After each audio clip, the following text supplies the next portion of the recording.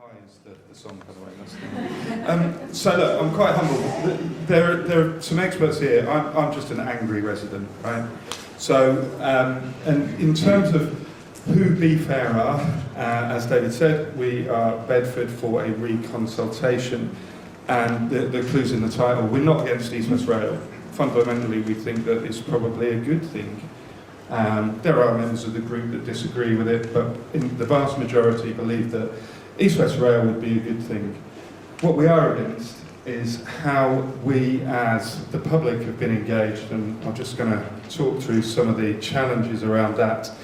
And that's both by EastWestRail themselves, but also by the local Borough Council in Bedford, where we feel we've been duped, I think is the word that Richard Fuller used in Parliament.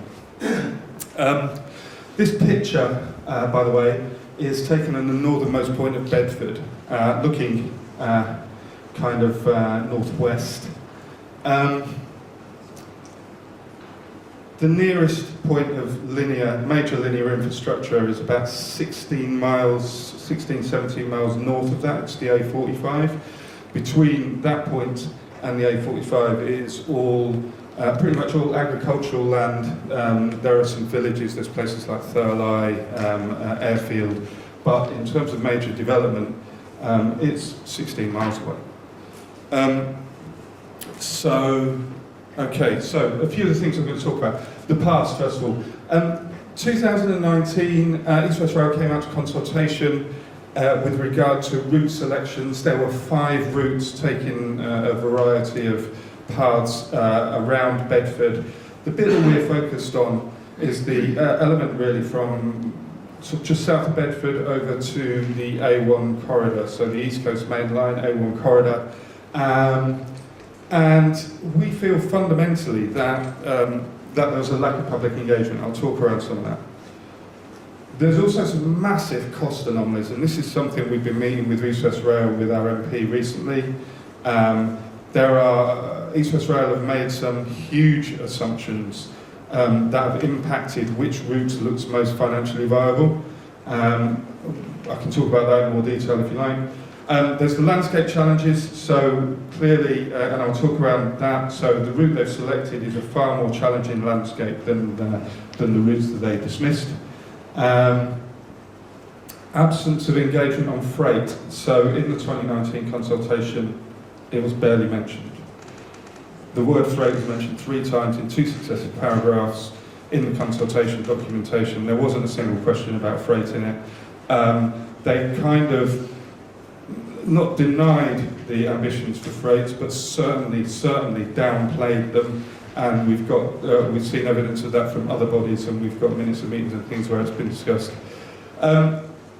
But I mean, perhaps the most astounding one for me, and I've actually learned this morning that for major infrastructure project this never happens, and that is weighing up the relative carbon efficiencies of the routes at the point of route selection.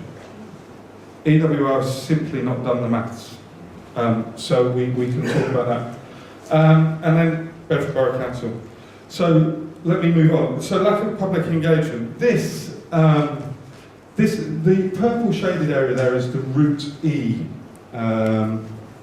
It's the Route E corridor, as it was put forward. So you can see here, the blue dots are parish councils, the yellow dots are where meetings were held, and the red dots are town and district councils. You can see here, which is, Bedford is just here, it's not a very clear map, I apologise. Bedford is just here, here, and these are the northern parishes. So Be Fair is made up of 11 parish councils, some borough councillors from the borough, and a few disgruntled residents like me. But the reason we put this up is because there's 3 parishes in there with no blue dot. So they were not included as prescribed consultees in the 2019 consultation. They're Clapham, Ravenston and Wilden. All of them have the railway going through those parishes. Add to that, when we talked about public engagement, so look, I responded to the 2019 consultation, I live in North Bedford, I remember it only because my parish councillor told me that it's happening and I should respond to the consultation. I nearly did it, but I'll tell you why in a bit. But when we say that people were not informed, I think the battery's down in this, is it? What we mean is they weren't informed. So EWR said, we sent 120,000 postcards. Well, they sent 120,000 postcards to 169,000 residences. So there's a third shortage there. When we eventually, after 6 months of asking, got the postcode list out of EastWestRail, I can't remember that guy's name. Yeah. So when we eventually got the postcard list out of EastWestRail, the postcode list, we've done some analysis. In some of those parishes, only 5% of the residences were sent postcards. So that includes Clapham, which is a key one because it's got the turnout with a floodplain, it's got some fairly major work, there's going to be some major disruption around the roads there in order to accommodate it. The other one was Roxton, which coincidentally, it didn't matter which route it was chosen, it was probably going to be affected. So, and only 5% of their residences, they only had one advert in a local newspaper. Simon Blanchflower, Chief Executive EastWestRail, thinks that the Times and Citizen are two separate newspapers, but they're not, they're only one. And in terms of the events, there was not one event held in any of the Route E area. And in fact, the one held in the south of Bedford was a place called Scott's Hall. Now, I've lived in and around Bedford all my life, I'd never even heard of it, and they didn't even get the address right on the postcard when they sent that out. So it's also extremely difficult to get to by public transport from anywhere north of Bedford town centre. Anyway, so the Mayor of Bedford tells us there was loads of tweets and loads of social media posts about it, but we can only find 3 in 2019. The Mayor of Bedford did mention it in his weekly column in the Bedford Independent, but he mentioned it on the 10th of March. The consultation closed on the 11th of March. So, as you can see, we feel like there wasn't a lot of communication. Oh, that's the wrong button. On to the cost anomalies. This is a colourful one. I guess the point is that even if you received the information, the cost as it was during the 2019 consultation was this. So if you looked at Route E, it was by far the most expensive. Now, I looked at Route E and I thought, is it worth responding? And even had the conversation with my wife, because I said, there's no chance of them selecting Route E, it's the most expensive by miles, is it worth it? But we did. But many, many people didn't. Okay? Now, and in that, EastWestRail said that that relative order of costs would not change in the consultation. They said that. 2020, when they announced the decision, there's a whole lot of new costs, and as you can see, what was the most expensive by some distance has now become the second cheapest because it got inflated by 9%, all the others got inflated by those percentages. So you can see why people are a little bit upset about those cost anomalies, and we're just trying to go through some of that at the moment with EastWestRail, with the help of Richard Fuller. They, like I say, some of the assumptions they have made in order for those cost drivers to be changed are huge. The assumption was that Route B, for instance, the construction costs were, for that stretch, were 400 million, it's 397 million. They doubled. When the construction cost doubles, some of the other costs, things like project and program management, are functions of that cost. They don't work them out separately, they just say it's at 10% of that cost or whatever. So, they doubled, but of course there's a factor in that as well, which means the costs go up again. So, and they have yet to be adequately explained. EastWestRail is saying the Environment Agency told them about a floodplain, There's been a floodplain there for 1,000 years. It's mentioned in the Doomsday Book, no exaggeration. Apparently they didn't know about it when EastWestRail did their calculations, only 6 months before the consultation. In terms of landscape challenges, I'll probably put these the wrong way around, and these are difficult to see, but the point is this: you can see this white line that you can barely see was the Route E corridor. The red areas are the areas of highest, so hilly, and you can see the scale on the right. Route B plus, which follows the A41 corridor, looks relatively flat. Route E, which roughly goes there, as you can see, is relatively hilly. And these, on a similar scale, are actually how those routes look when you go from Bedford to St Neots. This is Route B, this is Route E.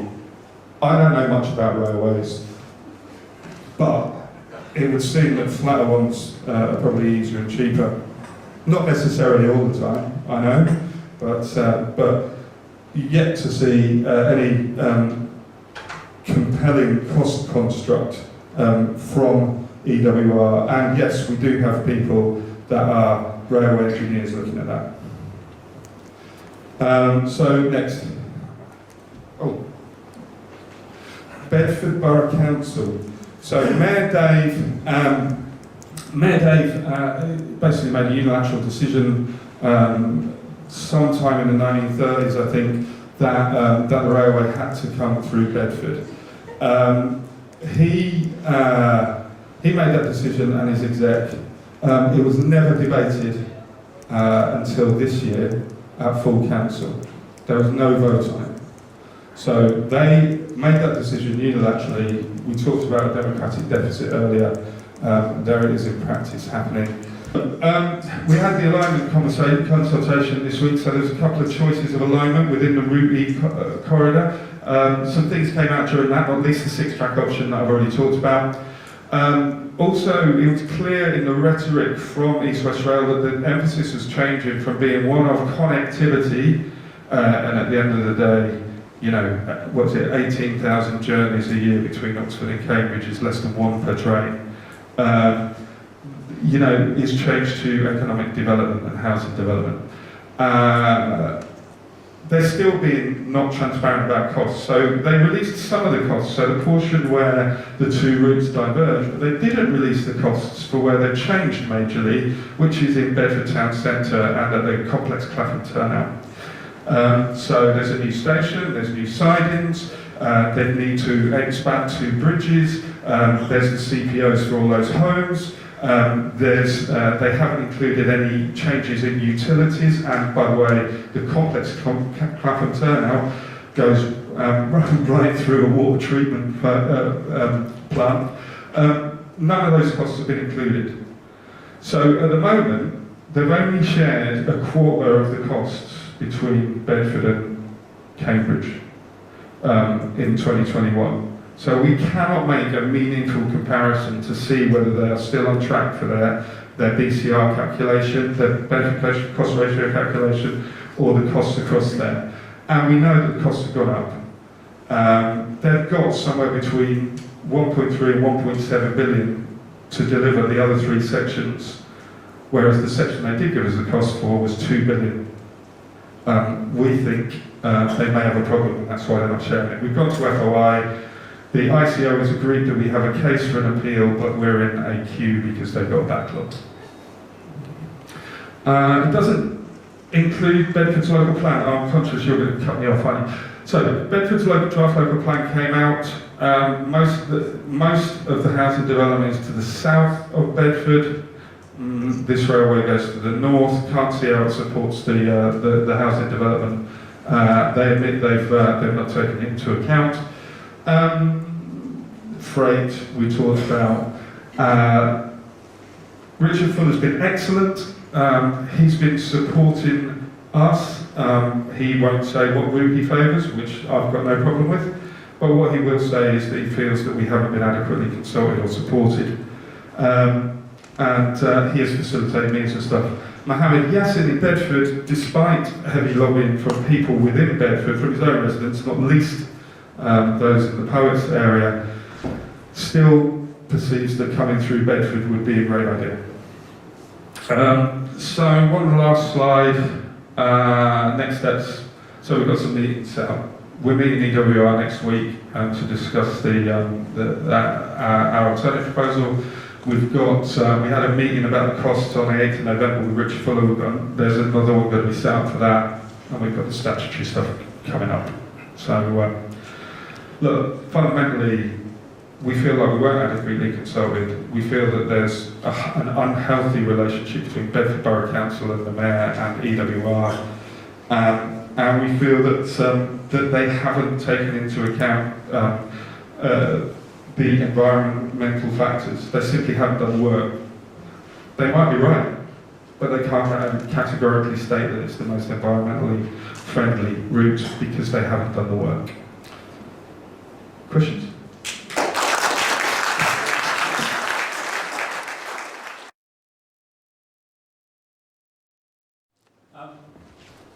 When's the next election in Bedford? How much is there time to get the mayor? May 2023 is the next election, which, given that there'll probably be some delays, will be about the time that that it'll be going to DCO and stuff, I suspect.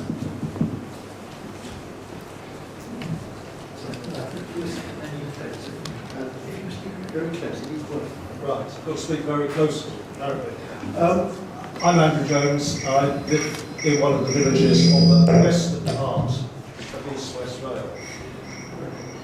I clearly understand there have been some failures of the process on the section that you're concerned about, which is Bedford to the A1. I would just say that those on the western section who are already dealing with the construction of EastWestRail want this railway to be finished as soon as possible to reap the economic benefits, whatever they are, of the railway. So my sympathy for you is somewhat limited, I'm afraid, because I want this sorted out. I want this railway to be finished. So are you talking somewhere between Bedford and Bletchley, or? Right, so our campaign won't impact that. Yours is happening anyway. Yes, but I want the railway to be finished.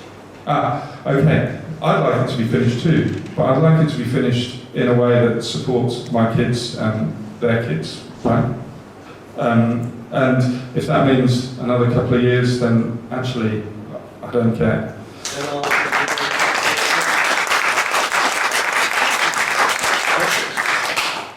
And look, you've already seen some of the disruption. The disruption to Bedford town centre itself will be massive. I mean, and Bedford traffic is a nightmare as it is. And that has not been talked about.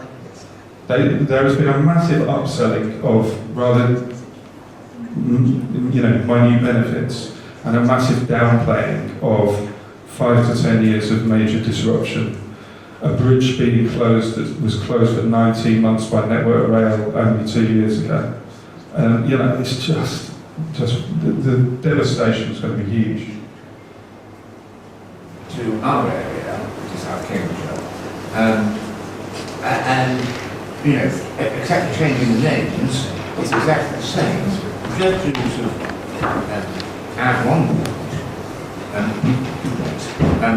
they never mentioned it to South Cambridge District Council or Great Shelford Parish Council, even though the line goes through both. And you mentioned floodplain. There are two routes being talked about around Cambridge, the north and the south. They rejected the northern route on the basis that it was a known floodplain and was environmentally sensitive. The southern route is an even bigger floodplain and is even more environmentally sensitive.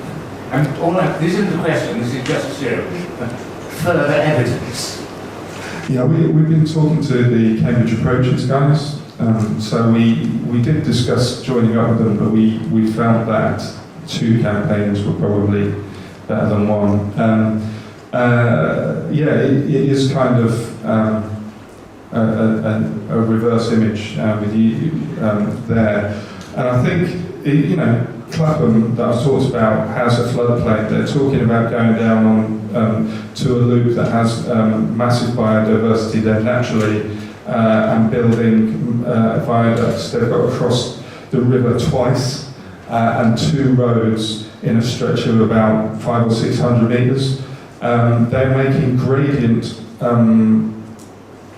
compromises as a result of being able to do that. So Network Rail standard now is 1 in 125. They're talking about having a 1 in 80, which will impact the amount of freight that can be put on one train when going through it. So, look, if this thing's about building 1 million homes, that means moving a lot of aggregate, right? And if they're going to be moving a lot of aggregate, you'd think they'd choose the shortest, straightest, flattest route that doesn't need gradient compromises and doesn't go on that particular complex bit. But I'm not a railway engineer. And the last question. Thank you for articulating that as well. I just wanted to raise a couple of points. The first one is, I read the COVID Recovery Commission report. That was fascinating. It was a number of commercial leaders assessing what the government was proposing, the merits, the levelling up, the realities. And one of the pieces that really resonated was the fact that they observed how appalling the UK government of all types have ever been at consulting with its people. It's something that the UK is appalling at. And it gave examples of France, of Canada, where consultation was effectively conducted. It impacted individuals, but they respected them, and they listened to them, and they worked with them. And the consequential building, yes, it impacted some people negatively, but they felt positively about that, because they were not treated like mushrooms and in the dark. So I really would encourage people to read that COVID Recovery Commission. But the other point, if I may, the total lack of respect in the way that we have been treated, it keeps us all awake at night. I have neighbours whose homes are likely to be flattened if they get their way. They haven't been consulted with, they were not asked. There are farmers who are losing their homes, they have personally built their homes, they've been there for generations, and they are being treated with utter contempt by the people with the apparent control and authority. And to your point, the gentleman who wants the railway fast, I agree with you, because although we live in a place, it's an old property that will be badly affected with a number of the routes. So I'm not going for one route or another, there's a number of impacts we would personally face. I'm still pro the railway, because I can see its benefit ultimately. But I would make the point that a lot of people are being mentally blighted by this complete chaos, the lack of respect, the way they are not being listened to, the kind of consultation questions and the questionnaire that went out. It had 14 questions in an impenetrable style that people weren't able to access online, they couldn't go to meetings because of COVID, and they were expected to somehow find the single question that related to the area of the country they lived in. Most people, highly intelligent people, couldn't even understand the questions they were being asked, and they were furious about it. So I would suggest that all we want is a railway that is built fairly, sustainably, transparently, and to a time frame that actually works for everybody. We would support that, and that might actually be quicker than the chaos that we're currently facing. So I have every sympathy for all of these views, but please bear in mind the way we have been treated is utterly despicable. You should be up there.